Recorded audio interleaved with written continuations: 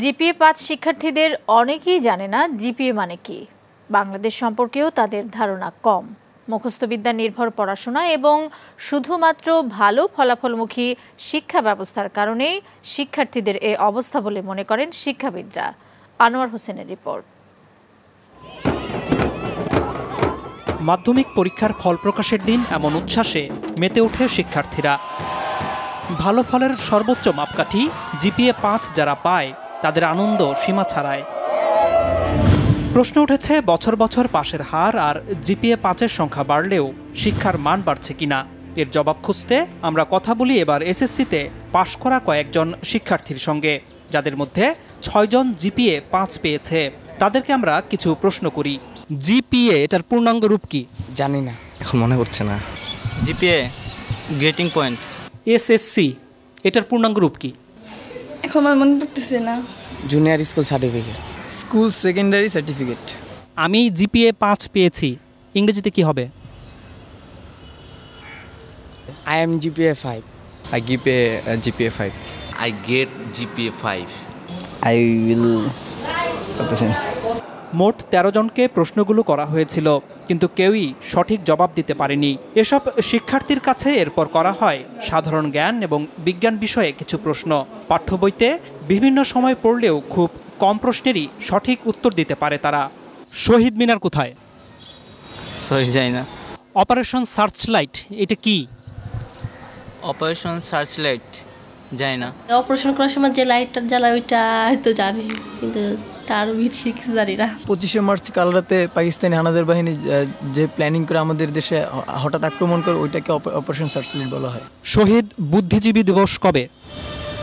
শহীদ বুদ্ধি দিবস জানি না। 17 আগস্ট। 10 ডিসেম্বর।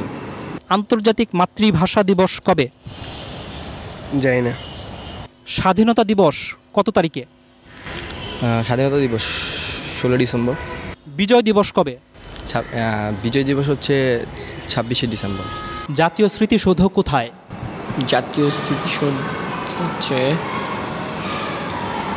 পাই না। রণসঙ্গীত কে রচনা করেছে? পারি না। রবীন্দ্রনাথ ঠাকুর। বাংলাদেশের জাতীয় সঙ্গীতের রচয়িতা কে? কাজী নজরুল ইসলাম। মাউন্ট এভারেস্ট কোথায়? ইংল্যান্ড। তুমি সায়েন্সে পড়েছ। পিথাগোরাস কে? একজন ঔপন্যাসিক। নিউটন কোন তত্ত্বের জন্য বিখ্যাত? জানি না। আইনস্টাইনের কোনো তত্ত্ব কি তোমাদের পড়িয়েছে? আইনস্টাইন না, নিউটনের পড়ছি, কিন্তু আইনস্টাইনের পড়ি নাই। নিউটনের তত্ত্বটা কি, নাম কি? গাছ থেকে মানে আপেল পড়ার যেই তত্ত্বটার নাম কি? নামটা মনে নেই। বাংলাদেশের বর্তমান রাষ্ট্রপতির নাম কি? বাংলাদেশের বর্তমান রাষ্ট্রপতির নাম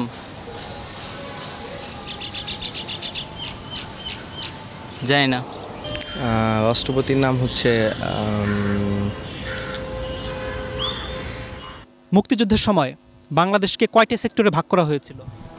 9টি। নেপালের রাজধানী কোথায়? নেপসুন। তুমি তো কম্পিউটার ব্যবহার করো। ব্যবহার করি মাঝে মাঝে আর কি, এই ফেসবুকে আর কি থাকি, গান টান শুনি। হার্ডওয়্যার এবং সফটওয়্যার এটার মানে বুঝো? জানি না। তোমরা কি পাঠ্য বইয়ের বাইরে কোনো বই পড়ো? এমনি মানে গল্পের বই পড়ি। কার গল্প? রবীন্দ্রনাথ ঠাকুরের গল্পের বই পড়ি। রবীন্দ্রনাথ ঠাকুরের একটা গল্পের নাম বলো তো। শিক্ষাবিদরা বলছেন জিপিএ-৫ পেয়ে ভালো শিক্ষার্থীর তকমা নিলেও জ্ঞান অর্জনের দিক থেকে পিছিয়ে আছে তারা। আমরা দেখি বিশ্ববিদ্যালয়ে ভর্তি পরীক্ষায় জিপিএ-৫রা তারা পাস পর্যন্ত করতে পারে না। তার মানে যারা জিপিএ-৫ পেয়েছে তারা যেটা শেখার কথা সেটা শিখে নাই। তার মানে হচ্ছে কি এই জিপিএ-৫টা সত্যিকার জিপিএ-৫ না, তাদের হাতে জিপিএ-৫টা তুলে দেওয়া হচ্ছে। এখন শিক্ষার গুণগত মানটা যদি বাড়ানো না হয় তাহলে শুধুমাত্র সংখ্যা দিয়ে আসলে কোনো লাভ হবে না। এদিকে শিক্ষার্থীরাই জানালো কেন তারা এসব প্রশ্নের উত্তর দিতে পারছে না। প্রথম কথা হলো আমি সংবাদ বেশি দেখি না, নিউজ পেপার পড়ি না। পাঠ্য বইয়ে যে সিলেবাসটা দেওয়া আছে ওই সিলেবাসের মধ্যেই সবসময় সীমাবদ্ধ থাকো। ওগুলো সায়েন্সের সাবজেক্টগুলো একটু বাইরে পড়ি, কিন্তু বাংলা সমাজ এগুলো নিয়ে আমার বেশি ঘাটতে আর কি, বেশি এগুলো পড়ি না। তবে শিক্ষাবিদরা মনে করেন দেশের সাহিত্য ইতিহাস সম্পর্কেও জ্ঞান থাকতে হবে শিক্ষার্থীদের। বিজ্ঞান বাণিজ্য মানবিক বিভাগের মধ্যে তো আলাদা করা যাবে না। এটা এই দেশের যদি নাগরিক হিসাবে তারা বড় হয় তাহলে তো এগুলো জানতে হবে। কোথায় শহীদ মিনার, কেন শহীদ মিনার, কোথায় স্মৃতিস্তম্ভ, কাদের স্মৃতিতে স্তম্ভ, এগুলো তো জানতে হবে। এটা না জেনে কী করে? তারা বলছে তাদের বাংলা সাহিত্যের ব্যাপারে, ইতিহাসের ব্যাপারে আগ্রহ নেই। মানে এটা আসলে তাহলে মানে তার কি পূর্ণাঙ্গ শিক্ষা পাচ্ছে? না, একেবারেই না, একেবারেই না। শিক্ষা সংশ্লিষ্টরা বলছেন শিক্ষার্থীরা মুখস্থ বিদ্যা নির্ভর হয়ে যাওয়ায় তাদের এমন দশা।